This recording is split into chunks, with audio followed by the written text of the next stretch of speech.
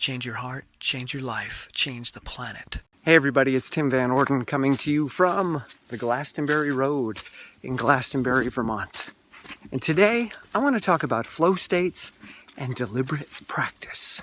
Two very hot topics these days in the world of self-help and success.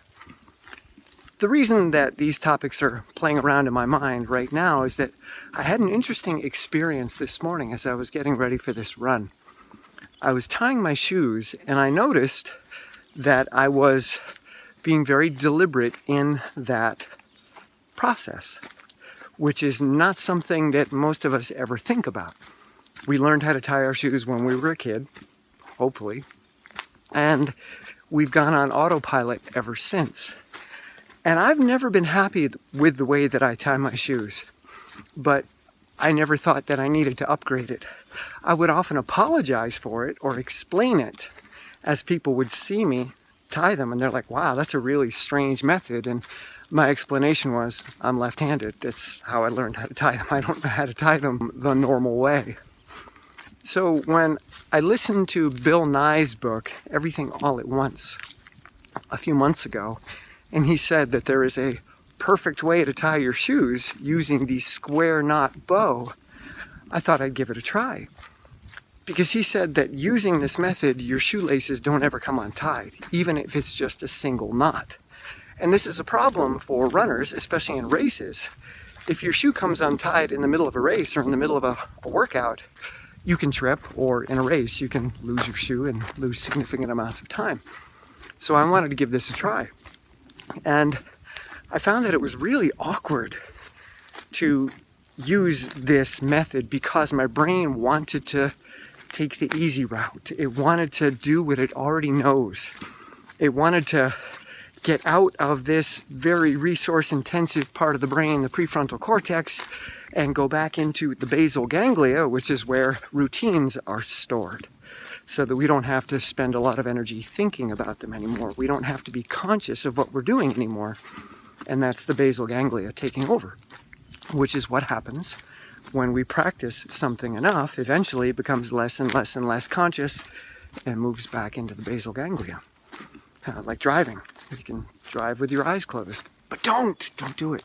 It's a bad idea. So as I'm tying my shoes, I noticed that even though I've been doing this for a month now, it's still not automatic, this square knot bow, and it's inefficient. And what I watched was that my fingers were experimenting with how they were holding the laces. And I wasn't even doing this intentionally. I wasn't consciously choosing to hold the laces in any new way. I just noticed that my fingers, or my manual process, was playing around with how the laces felt as they were pulled, and how they could be stopped or cinched, or how the bow could be made a different way and what that feels like. For instance, if you tie your shoes on autopilot, you'll notice that you're not thinking about what you're doing, but you can feel it. There's a certain feeling to each of the steps. So I noticed my fingers really starting to explore the feeling. And I thought, aha, here's an opportunity for me to deep dive into this process and make it deliberate. Rather than let it be completely unconscious, let's look at this, let's slow down, and let's see if there's a little tweak that we can make right now using the horsepower of our conscious brain. Deliberately engaging in the process of learning how to tie my shoes. So what I was engaging in was deliberate practice. And this is important to understand the meaning of deliberate practice, which I'm going to expand upon in a moment. But before I do, I want to talk about flow states, because every other self-help book that I'm listening to now, or pop psychology book, or success strategy book, they're talking about flow states. This state of effortlessness, where you're so fully engaged that time stops or just disappears. There is no time. Time is not even a variable anymore. And you're just fully immersed in something, and this is where true brilliance occurs, inside of these flow states. So if you listen to the descriptions that you'll often get in these books, it sounds like a flow state comes when you allow yourself to completely submit to an experience, when you allow yourself to let go of consideration, when you allow yourself to let go of constraint, let go of judgment, let go of deliberation. Then you can just crack the ice, fall into the flow underneath, and just let it carry you into brilliance. Go with the flow. But this is a misunderstanding of what a flow state is or how one gets to a flow state. But that's a really exciting image, and it sells a lot of books because people want to let go. They want to unshackle themselves. They want to break free of the ties that bind and the cultural chains that hold them back or oppress them. And they want to simply be free, to be as they are. That's not a flow state. Well, that's not true. That is a flow state, but that's not the kind of flow state that leads to brilliance. That's not the kind of flow state that leads to greater complexity or greater creativity. That's the kind of flow state that leads to chaos and leads to downward spiral into deconstructionism. To understand why a flow state is not about being completely unrestrained or free, you first need to dig a little deeper into this idea of deliberate practice. So let's take a look at that word deliberate. It comes from a combination of the Latin prefix di, which means down from or away from, and the Latin word liberare, which means freedom. The word liberty also comes from the root liber, free. So if we look at this word deliberate then, it means away from freedom or down from freedom. It does not mean to be unconstrained. It means to apply constraints intentionally. And this is a huge component of being able to achieve a flow state, is that you need to intentionally choose to be constrained. So to do something deliberately is to do something intentionally constrained. You're going away from freedom. So what that looks like in the practice of tying one's shoes is to notice that my fingers have an autopilot. They want to go back to the way that I've always tied my shoes. And if you listen to Malcolm Gladwell, who misinterprets the idea of deliberate practice, you'll think that if you simply tie your shoes for 10,000 hours, you'll become the best shoe tire in the world. Not true. If you do the same thing over and over and over again in the same way, making the same mistakes, you will simply get better at doing something wrong or inefficiently. If you want to actually get better at something, you have to put in a lot of time, not 10,000 hours, but a lot of time deliberately practicing that activity. So with the shoes, it's about stopping the fingers and saying, okay, I see what you're doing. Let's take a look at that. Let's slow that down. All right, it looks like you're trying to make a loop here. Well, let's take a look. Is there a better place to hold that lace to make the loop? So we get a bigger loop, which is then easier to wrap around, because what you're doing right now is making a small loop. Can you see that? Take a look. Okay, so let's try grabbing the lace in a different spot. And now let's practice that a few times. So let's take what you were doing and let's just modify it a little bit. Let's find a different starting place to put our fingers, perhaps. Or lock the lace with a different finger. And you communicate with your body as it's trying to do something. And this is the fun or strange thing about human beings, is that we have many levels of existence. We don't just have one. I like to call this me, myself, and I, and there's more as well, but it's a nice, simple way to frame human existence. And I am talking to me who is doing the tying. Me is my fingers, me is my body. This is me, and I observes me in the process of tying my shoes. So deliberate practice is about saying, if I allow myself to be free, I'm just going to keep doing it the same way. I'm going to go on autopilot. I'm not going to learn. I'm not going to grow. I'm not going to evolve. I'm not going to look for new, improved, and better ways. I'm going to take the easy road. I'm going to go with the flow. I'm going to let gravity do all the work. I'm going to let habit do all the work. And I'm going to get what I've always got. Or as someone, it may have been Einstein, but let's just say someone said, insanity is doing the same thing over and over and over again and expecting different results. That's only true if you're not deliberately slowing down and stopping and watching yourself do the same thing over and over and over again. And as you slow down and as you watch, you may notice things that you did not see the first time. And maybe it takes you 1,000 times doing something before you see, wait a minute, why didn't I see that the first time? Oh, if I do this, if I touch that, if I move this, now I've got access to this whole new level. But it might have taken you 1,000 times of doing the same thing in order for you to get the insight that there's another way to do it. But you have to be deliberate. You can't be on autopilot. You can't be checked out or phoning it in. So this run is a great example of that.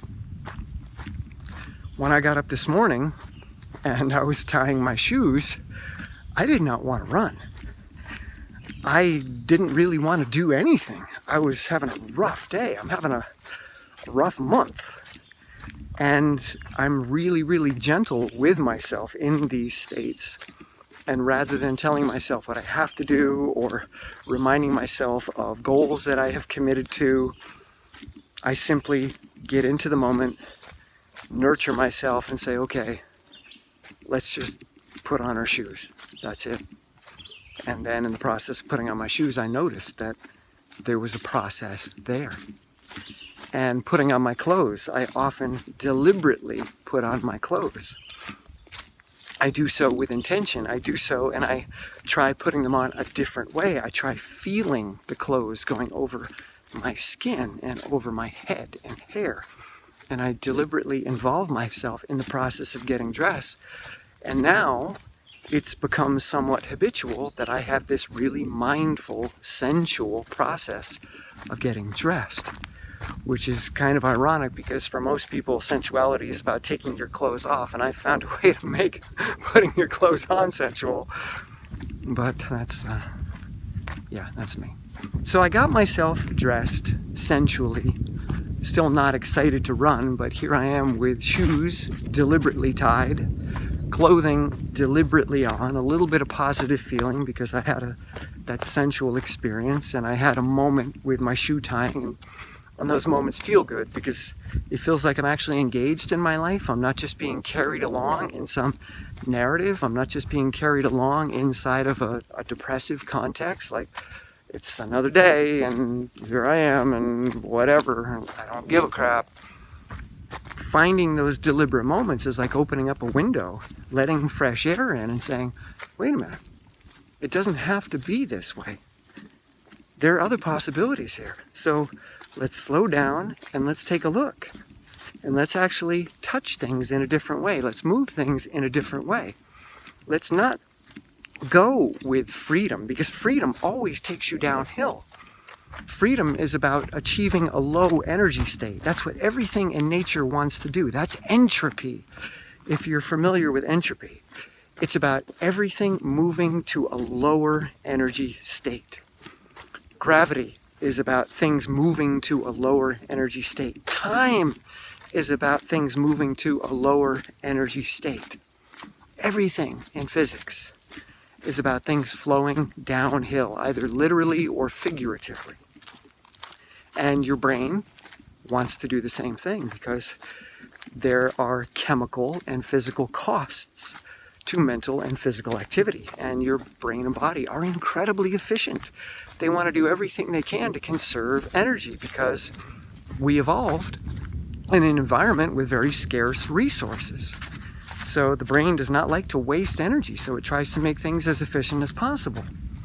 But here in America in 2018, I don't have to worry about scarcity of food or calories or energy.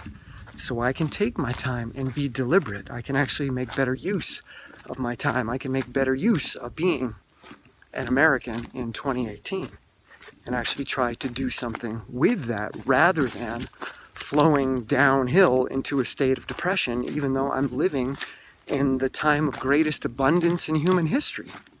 Freedom leads to depression. Freedom always leads downhill. So, back to the run. I drove to the gas station, gassed up, felt myself wanting to turn towards Woodford to the right, where there are many, many, many trail options, but there's road construction on Route 9, and for some reason my brain didn't feel like driving through the road construction. So I didn't turn right. I found myself turning left, and left generally goes towards Mount Anthony or New York State, which I didn't feel like going to. But Mount Anthony wasn't feeling appealing either, so then I took the next right-hand turn, and now there's Bald Mountain in front of me and the White Rocks Trail. And I did that a couple days ago, and that didn't feel good. And I realized that I wasn't ready yet. I wasn't ready to confront movement yet. I wasn't ready to confront me being an athlete yet. So I thought, let's just take a little drive. And I kept going north past the White Rocks Trail and up onto some back roads in Vermont, dirt roads, really, really beautiful country that people imagine when they think of Vermont. And it's only 15 minutes north of my house, but I ended up coming to Glastonbury Road. And it's a dirt road with some homes on it, but then it turns into the forest road that I'm on now and climbs consistently for 5.5 miles. And as I got out of the car, I still didn't feel quite ready, but I felt safe in the choice of being where I was. I had had enough time with myself. And the interesting thing is that I was allowing myself to flow downhill. And sometimes you have to allow yourself to flow a little bit downhill in order to get up enough speed, in order to get enough momentum to then carry yourself uphill, which is what happened. So I started my watch, took a few steps, and realized that my heel and Achilles tendon on my left were screaming at me. So just real gentle, send it love, and plodding, barely running at all, and just got myself into being where I was and looking around. And I didn't intend on running all the way to the top. I just intended on moving. And as I moved, I became a little more involved in my body, and a little more involved, and a little more involved, and then suddenly the world started to get bigger, and my heel stopped becoming the focus of my attention, and my legs and my tiredness and everything else kind of faded into the background. I faded into the background. My body started to fade away, and the world around me started to show up. And this is the thing, that when we go downhill, the outside world doesn't show up as much. It's when we go up that things show up, because we lose ourselves when we connect with ourselves. And it's kind of ironic. The more mindful you become, the more you disappear. Or at least the more your suffering disappears. So I ran to the top of, not the entire mountain, it continues going for another few miles, but you reach a nice level spot, and that was 5.5 miles. So this will be an 11-mile run. And that's not something I intended to do, but it's my process of deliberate practice. So deliberate again, away from freedom. It's about constraining yourself. It's about saying that there is a big world out there, and if I allow myself to just freely fall into that world, that things are going to move into chaos. And the only way that I'm going to improve my state, improve my mood, improve my day, and allow myself to be powerful, creative, and productive is to start narrowing down what I'm doing and start narrowing down what is available to me. I'm going to limit my possibility. And I'm also going to limit my focus and attention. And I'm going to start by focusing on my body. I'm going to start by focusing on the mechanics of what I'm doing. And that's what happened when I got out of the car. Okay, let's just tune into your body, and that's it. Boom, there's my heel. Oh, that hurts. Okay, there's my quads. Yeah, they're tired from yesterday's run. Okay, there's this, there's that. Whatever the sensory inventory that shows up, you tune into it. You don't make a story about it, but you just tune into it. You notice it. You move through it. And maybe you say, well, what if I run like this? Up on my toes a little more and don't let the heel come down as much. Does that change my heel pain? Yeah, it does. Okay, there was some deliberate practice there. So I go through this inventory and then I make some changes. I make some adjustments. I'm deliberate. I'm moving away from freedom, which is just to allow myself to continue in that state. We've got the inventory. Now let's unpack it. Let's take a look. Let's touch it or interact with it in a different way. And by doing that again and again and again, I got myself into a state of flow. But here's the thing about flow. It's not freedom. I was flowing uphill. I was getting myself into a really, really powerful state of flow going up a mountain. And I didn't want to turn around at 5.5 miles. The only reason I turned around is that I have a half marathon that I'm doing on Sunday with several thousand feet of climbing, a trail race.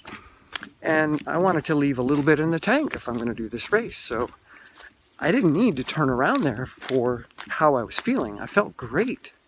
I turned around because I wanted to protect that race this Sunday a little bit, not entirely, but a little bit. So flow is not about letting everything go. Or should I say, flow is not about letting your commitments go or letting your engagement go. Flow is about letting distractions go. It's about letting stimulus go. It's about saying, I want to flow in this channel and this channel alone. It's like TVs 20 years ago. They had picture in picture, and some TVs had picture in picture in picture in picture, and you could watch 10 things at once. Or you could watch the family show while the game is happening in the bottom corner. So, hey, I'm spending time with my family and I'm also watching the game at the same time. I'm multitasking. No, you're kidding yourself. You're not really focusing on any of them. You're distracted and not having a deep engagement in any of it. And that's, again, a flow state. To really, really get flow, you have to be constrained. You have to give up your freedom. You have to put yourself into a place that is deliberate, that is conscious, that is intentional, and that involves effort.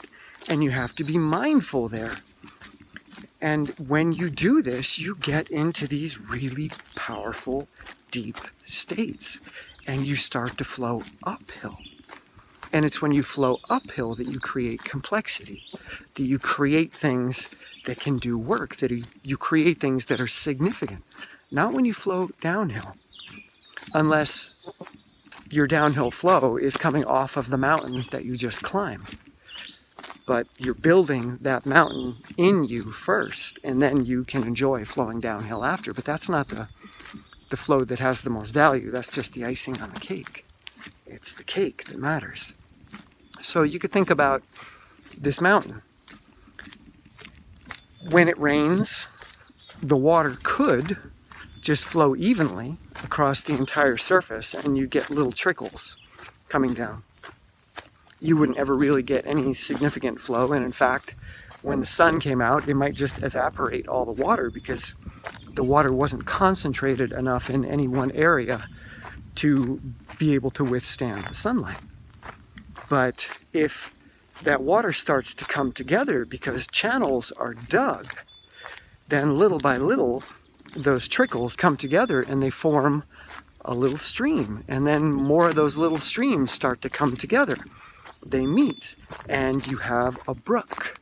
And then several brooks come together, and eventually you get a river. And that river can become the Hudson, or the Nile, or the Columbia. And then we have the power to do work. For instance, if you've ever been to Washington State, to the Grand Coulee Dam, or any of the great hydropower projects throughout the United States or Quebec, you can see the power that can be generated by a massive flow. But that massive flow doesn't occur without concentration, without digging a channel, without saying, okay, here's the mountain that is my life, and I'm going to carve a little path through it. I'm going to say, I don't want to go here, I don't want to go there, I'm going to go here. And I'm going to deliberately, which means I'm not going to free myself to go wherever I want, I'm going to deliberately go here, and here, and here, and here, and here, until I start wearing away the earth, until I start creating a rut or a root. And now that I've started creating a little dent in the land, things are going to start concentrating there. It's going to be easier for me to go in that route. And the more I go there, the more flow I'm going to have, because I'm focused, I'm concentrated. My energy, my effort is now concentrated in that flow. And then if I put a power station or a dam in front of me, I can use that to turn this metaphorical energy into work, into use in the world. Now, I ran up a mountain. How is that benefiting anybody in the world? Well, it changed me. It changed the rest of my day. The guy that started this morning couldn't have made this video. But the guy that got to the top of the mountain, because he flowed uphill, now he has the energy to do work and make this video, to actually think clearly. This morning, I didn't know turn left or turn right. I don't know what to do. Should I wear these shoes or those shoes? I don't know which shoes to wear. Grab a pair. Turn left or right? I don't know. Turn left. Next intersection? I don't know. Turn right. Just make choices. Take away your freedom.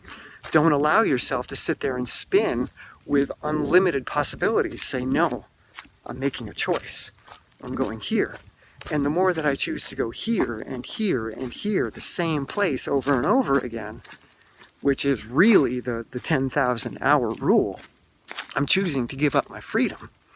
And I'm going to deliberately focus in this spot, not blindly, not on autopilot, but every time I come here, I'm going to be mindful, I'm going to be present, I'm going to explore, I'm going to expand, and then I'm going to explode. As I come back down, I now take that energy that has been released by flowing uphill, and I pour it into my day, into my life, and into my projects. So when you think about flow and deliberate practice in this context, you see what I'm doing now as something that is actually building quality. It is building character. It is building momentum.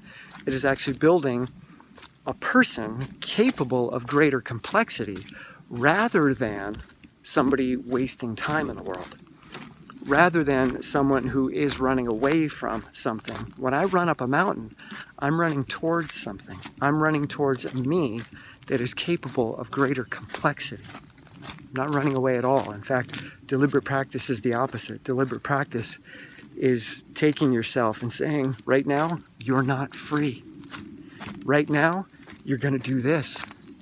And we're going to do this again and again and again. Not because I hate you, not because I want to punish you, but because you're worth it. And because what will come from doing this is extraordinary. And you're going to thank me for it. So there are my thoughts on flow and deliberate practice. If you like this video, give it a thumbs up and leave your comments. I want to know how this video has affected you, or what you think about flow, or what you've read, or what you've tried. And if you like this channel, subscribe and make sure to click the bell so that you get the updates. And there's an owl over there. And if you want to be a part of this community, come on over to Patreon.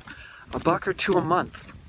And you make this process a lot more difficult in the best of ways, because you take away my freedom to not do this by supporting me. And I really appreciate that. $1 or $2 a month. That's all it takes. And you can help me get out into the woods with the wise old owls. Can you hear it? There it is.